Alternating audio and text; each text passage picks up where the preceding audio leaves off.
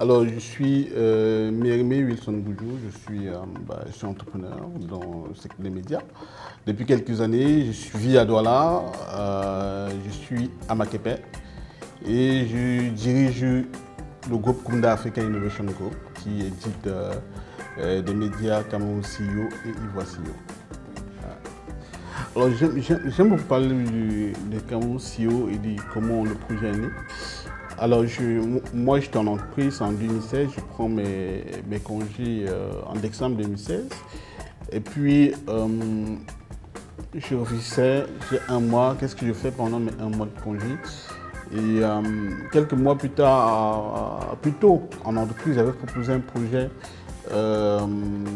qui permettait de valoriser l'excellence made in Cameroun, ce qui se faisait au Cameroun en matière de business et d'investissement, parce que j'étais dans une entreprise qui s'intéressait à la diaspora et qui les accompagnait dans l'investissement au Cameroun. Et moi, j'étais convaincu que c'était quelque chose d'extrêmement important. Donc quand je prends mes congés, je me dis, ok, il faut continuer cette idée-là. Vraiment, ça me brûlait. J'avais envie de faire quelque chose dans ce sens-là. Et j'avais commencé, du coup, il y avait quelque chose qui brûlait. Et puis, je dis à un ami, j'ai envie de créer un média qui s'intéresse à l'histoire des dirigeants camerounais, aux entrepreneurs camerounais. Et puis, un soir, je décide de payer un nom de domaine, je cherche un nom, et puis Cameroun CEO me vient en tête. Ça sonne bien, honnêtement, au début, ça sonne bien, Cameroun CEO. Et puis, j'achète le nom de domaine Cameroun CEO. Et puis, c'est comme ça que l'aventure démarre. On commence à écrire quelques articles, voilà, je publie. Dès que je publie et je relaie sur les réseaux, il y a un intérêt réel qui est suscité. C'était, wow, what is this? Et puis, j'étais très surpris de la réaction, de comment la communauté mobilisait tout ce projet. Elle a dit, waouh. Moi, au départ, c'était juste partager quelques histoires avec des recherches sur Google, quelques renseignements et tout. Et quand je reviens en entreprise, un mois plus tard, je me dis, vraiment, il y a quelque chose à faire au niveau de Cameroun. Je prends un risque, mais j'assume. Donc, je démissionne. Et je décide de me consacrer à ce projet-là. Donc, jusqu'à aujourd'hui, c'est une belle aventure.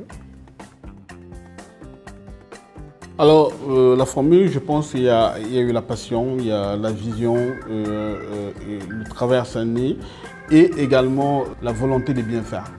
Je pense qu'on est dans un écosystème aussi, que les gens aiment bien les raccourcis. Pour ceux qui suivent et qui lisent Cameroun CEO depuis des années, on ne fait pas du raccourci, on est toujours en train de travailler, c'est du bon. Et plus le temps passe, on s'améliore. Et c'est cette volonté-là qui crée une énergie, c'est-à-dire que tous ceux qui rejoignent nos équipes, ils ont envie de participer à quelque chose, à créer quelque chose. Et je pense que c'est ça qui fait la différence à la fin de la journée, c'est vraiment mettre cette passion-là, continuer à espérer, à croire, à donner le maximum pour avoir des résultats qu'on a. On travaille et l'environnement ne nous fait pas peur. On a réussi plus ou moins à vaincre cette adversité-là et on continue à travailler et à transmettre cette passion-là. Parce que quand tu transmets cette passion à quelqu'un qui rejoint ton équipe, c'est ça qui donne le résultat. Mais si tu n'y arrives pas, il ne va pas comprendre et tu seras plutôt handicapé. Donc, l'idée, c'est de continuer à transmettre ça, cette passion. Pour moi, c'est très important. Très bonne nouvelle, c'est que dans le secteur du business, de l'entrepreneuriat, les jeunes de moins de 40 ans osent de plus en plus. Donc aujourd'hui, on a beaucoup de jeunes créateurs d'entreprises, dirigeants d'entreprises de moins de 40 ans ou un peu plus.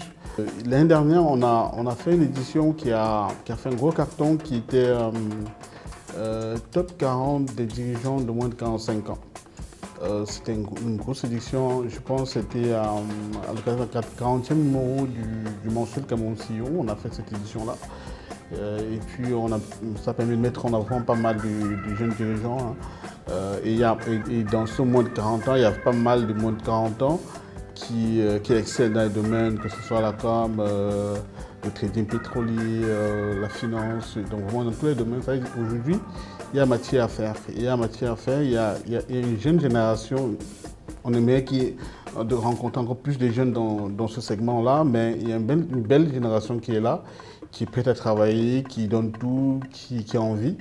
Mais je pense que derrière, il faudra les accompagner et il faudra créer plusieurs autres champions.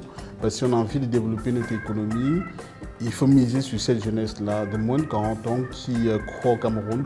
Beaucoup de RIPAD, des gens qui reviennent de la diaspora pour se lancer, qui croient en ce pays-là. Donc il faut les accompagner et il faut davantage partager leur histoire pour susciter de l'émulation et créer au sein de la jeunesse ce message qui est clair qu'aujourd'hui il est possible en tant que jeune Camerounais de développer un business et de réussir. Je pense qu'aujourd'hui l'heure n'est plus aux conférences, aux séminaires, parce qu'il y a tellement de choses, il y a tellement de lois, il y a tellement de textes mais qui ne sont pas appliqués. Mais si on essaie d'appliquer toutes ces réglementations qu'on fait, je pense que ça peut améliorer les choses. Mais après, derrière, il y a des défis, en termes de corruption, l'assainissement de l'environnement des affaires. À ce niveau-là, il y a beaucoup à faire. Mais bon, également, le secteur privé n'est pas en reste parce que les entrepreneurs également doivent mieux travailler. Je pense aux questions comme aux questions d'employabilité, des salaires, comment traiter des employés, tout ça, l'environnement, c'est tout un tout aujourd'hui. Donc, parler d'environnement aujourd'hui, c'est un vaste chantier parce que ce n'est pas question seulement de l'économie globale, mais entrer dans l'économie et prendre segment après segment, comprendre les problématiques et essayer de résoudre des choses les plus basiques. Parce que je pense que c'est l'homme également qui fait l'entreprise, c'est l'homme qui fait l'environnement. Donc à chaque fois que l'homme est exclu, et même si on met les choses en place de la plus belle des manières, si l'homme n'est pas au centre des préoccupations, je pense qu'on n'aura pas toujours le résultat escompté.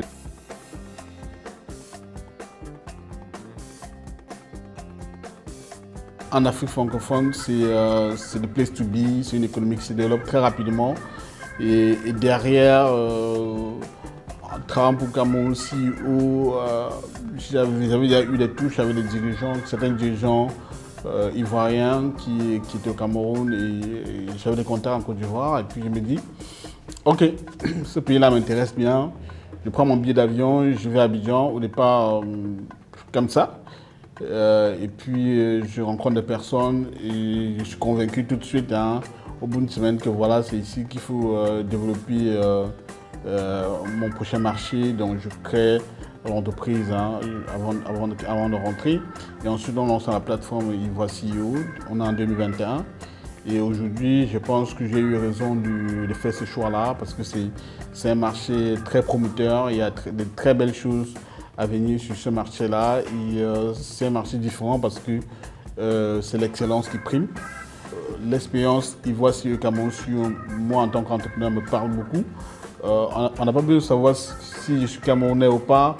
On n'a pas besoin de savoir si je suis à Abidjan ou à Douala. Donc juste cet état des choses montre que voilà, c'est deux économies complètement différentes. On a une économie d'autre côté qui accélère, qui veut bosser, qui recherche les talents, qui est ouvert et qui est prêt à accompagner. Et d'autre côté, on a une économie qui est là, qui est attentiste. Alors, je ne pense pas parce que on a appris à naviguer en eau trouble au Cameroun. Donc aujourd'hui, en 7 ans, on comprend mieux le Cameroun. Il y a pas mal de choses. Et avec tous les dirigeants qu'on a eu à interviewer, à rencontrer, aujourd'hui, les perspectives sont plus intéressantes. Aujourd'hui, on est différent d'une jeune entreprise qui vient de démarrer. On a compris pas mal de choses sur le marché et aujourd'hui on peut se projeter plus facilement. Donc aller ailleurs, c'est juste dire on a envie de grandir. On a des grands groupes sur le continent aujourd'hui qui font la pluie et le beau temps. Aujourd'hui, l'ambition est très simple, c'est rivaliser avec les plus grands, vraiment avec les plus grands qui sont sur le marché continentale et aller vers d'autres horizons nous permet de nous rapprocher de ces objectifs-là. D'ailleurs, d'ici la fin d'année, on est en train de travailler sur un nouveau marché. Donc, au-delà du Cameroun et de la Côte d'Ivoire, on sera sur un nouveau marché. Et un marché où personne ne nous attend, mais on espère que ça va aller et on a une bonne stratégie pour pénétrer ce marché-là. Depuis quelques années, on parle beaucoup de numérique. Aujourd'hui, 3, 4, 5 ans après, qu'est-ce qu'on a concrètement en termes de développement du numérique au Cameroun? Parlons du numérique. Qu'est-ce qu'on a concrètement? Même la connexion, c'est très complexe. La connexion Internet, c'est très très compliqué. Donc, vous dites, on fait beaucoup de choses qui ne sont pas efficaces parce qu'on n'associe pas les bons acteurs, parce qu'on n'arrive pas sur le terrain pour échanger, comprendre la vraie problématique et amener les solutions aux gens qui ont besoin de faire bouger les choses. Donc, je pense qu'il faut changer la manière de faire et essayer de faire les choses convenablement pour pouvoir avoir plus de résultats. Parce que ce qui est fait actuellement, c'est bien pour des titres, hein, des journaux, mais la réalité, c'est que sur le terrain, c'est encore complexe et il faudra changer cet état des choses. Ok, ouais, dans ce sens-là, peut-être pas une agence de notation, mais je dirais peut-être une agence d'appréciation. Non, on peut dire que derrière également, on a envie de travailler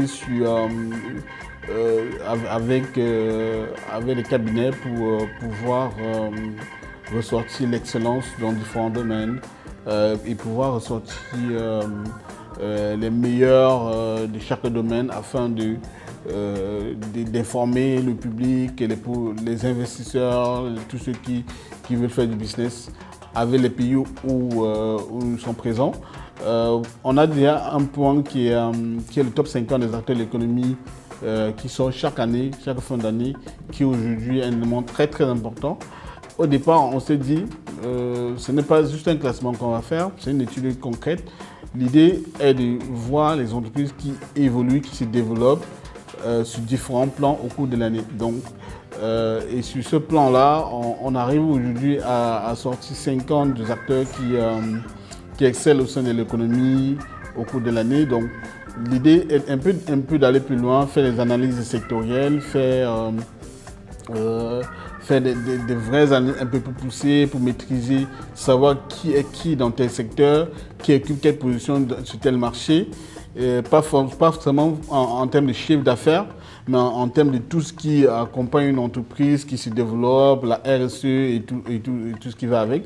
Donc oui, dans ce sens-là, oui.